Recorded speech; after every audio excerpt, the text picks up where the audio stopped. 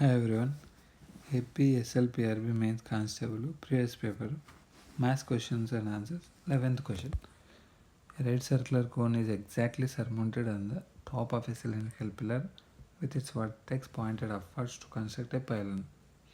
If the heights of the cone and cylinder are 3 meters and 6 meters respectively, and the total volume of that hollow pylon is 22 meter cube, then the radius of the cone is. ఒక పైలను నిర్మాణం చేయడానికి స్తూపాకారంగా గానున్న ఒక స్తంభంపై శీర్షము ఊర్ధ్వముఖంగా ఉండి స్తూపాకారం యొక్క వృత్తాకార పరిధిని సరిగ్గా ఆవరించేటట్లుగా ఉన్న ఒక లంబవృత్తీయ శంకువును బోర్లించినారు.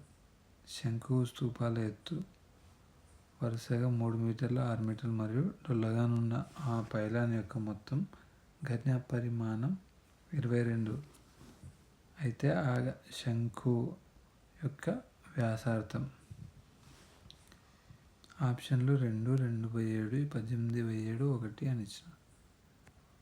వాళ్ళు ఇచ్చింది ఏంది, ఒక సిలిండరు, ఒక కోను. సిలిండర్ పైన కోన్ పెట్టినారు. Cone height 3 meter, cylinder height 6 meters. మొత్తం దాని ఒక పైలాన్ అనుకుంటే దాని మొత్తం వాల్యూమ్ వచ్చేసి 22 మీటర్ క్యూబ్ ఇచ్చినారు. So volume of cone plus cylinder ఇచ్చినారు. Volume total is equals to 22.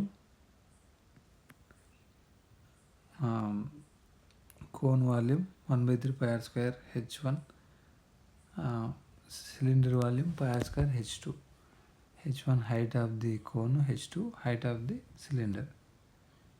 Substitute చేసినామంటే H1 H2లు క్యాల్కులేషన్ చేస్తే 22 = 22/7 r² × 7 వస్తుంది. 7 క్యాన్సిల్, 22 క్యాన్సిల్, మొత్తం r² = 1 వస్తుంది.